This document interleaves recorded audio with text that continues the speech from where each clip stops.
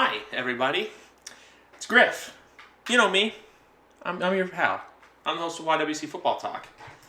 And this is a very special episode of YWC Football Talk because for the first time in the history of the show, after a Patriots game, a part of this series, I can say that the Patriots win 25-6 over the New York Jets. All gas, no brakes. This team looked really good today, and they made Zach Wilson look really, really bad.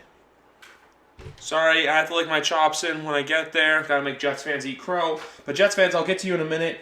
This game as a whole, I didn't expect this. I honestly picked the Jets to cover the spread just because I thought about this a lot, and I'm like, look, this game could be very similar to what last year's was.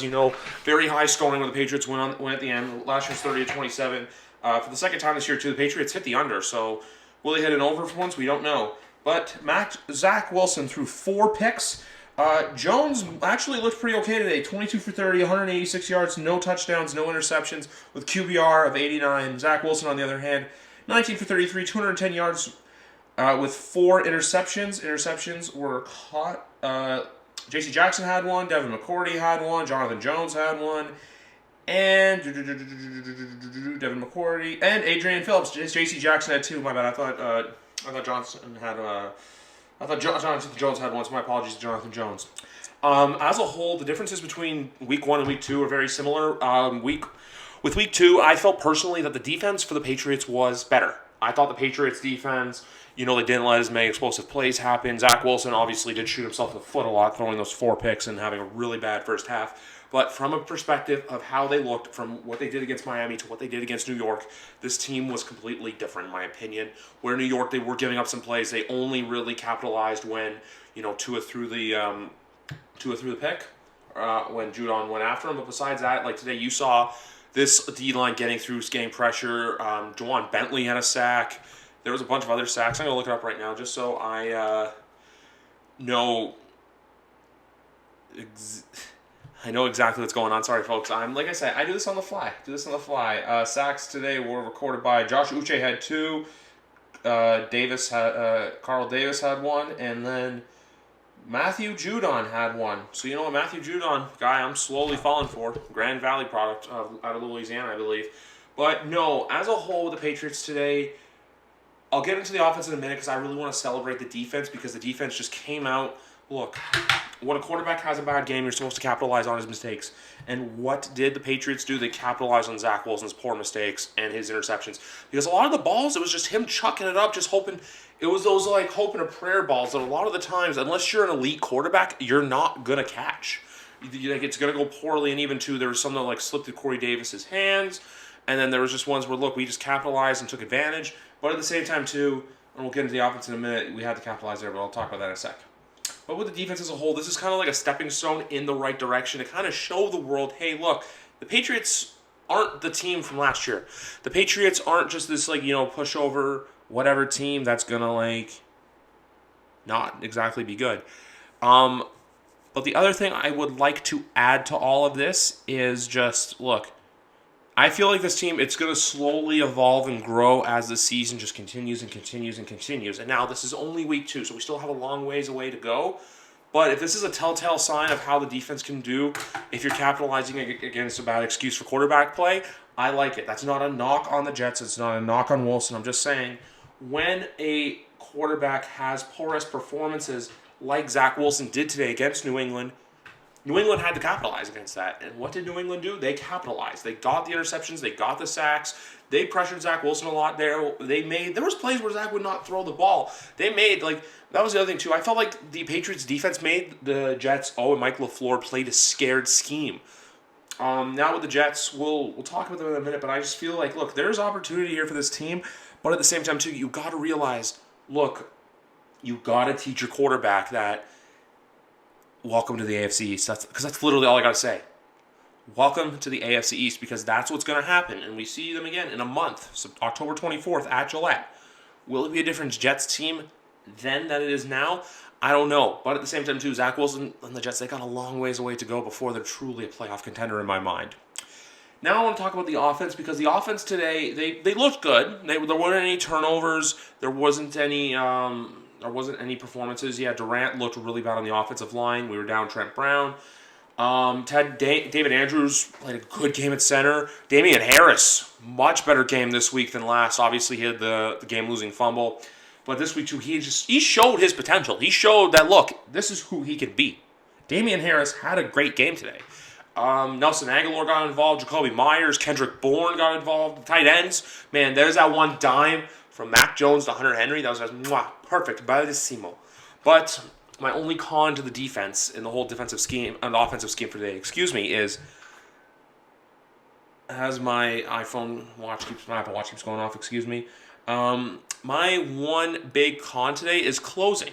It's like how they say with business or sales, real estate. You got to be able to close the deal if you want to be successful. The Patriots are going to have to go out there and close drives going forward, because after this, the schedule's not going to be exactly easy. We have the Saints next week. We have the Bucs, the Texans, which we'll see what happens. The Texans are 1-1. They looked pretty good against Cleveland today. And then the Dallas Cowboys. And then obviously we know the stretch through on November and December. So there's not a lot of layup cupcake games in there where we're going to go into it being like, hey, we can guarantee a win. So they're going to have to work on that. They're going to have to close better. And then the offensive line as a whole is just going to have to play better. Because with that being said, with the defenses, the Saints' defensive front is very scary. They do have Cam Jordan. They do have Demario Davis. I'm just trying to think of some other names.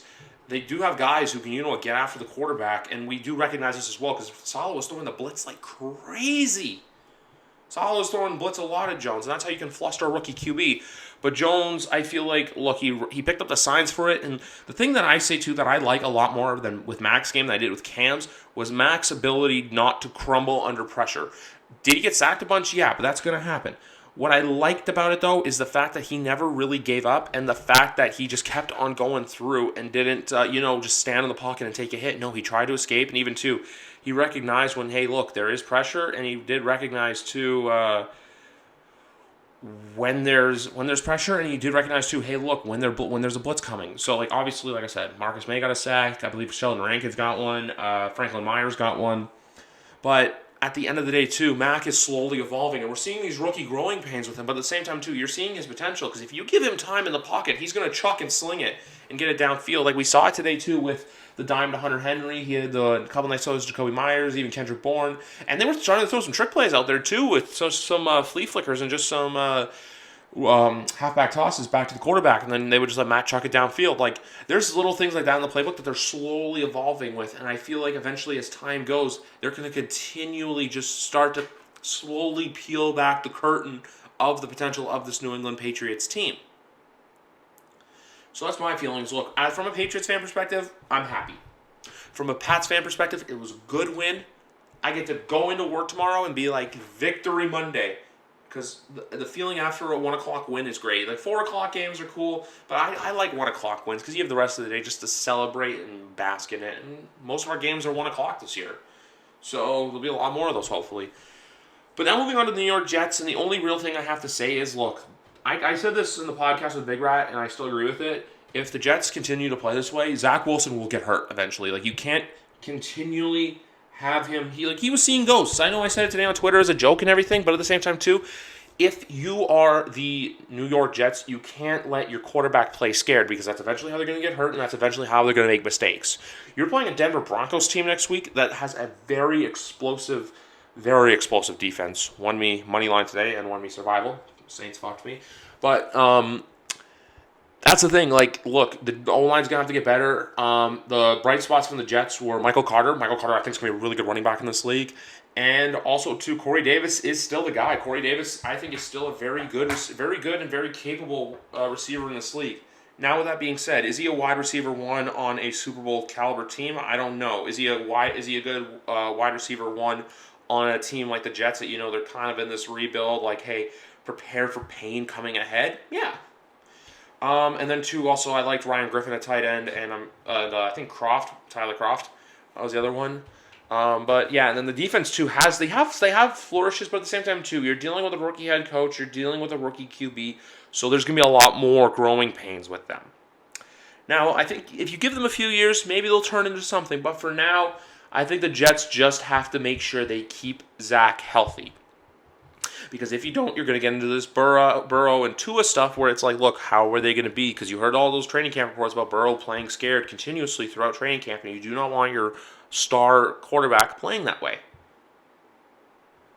Like, that's literally all. But you know what? It is what it is. And anyway, we're moving on to next week. Next week, the Patriots play the Saints at 1 o'clock. It is rivalry week in my house because many of you know my father is a Saints fan, and also, too, Matt Beast, our resident Saints fan here on YWC Football Talk. We'll be here Thursday night as we're going to get ready for Week 3. We're also going to do a deep dive into the Saints-Patriots game. We'll just get both perspectives, get both sides, see how they're both doing.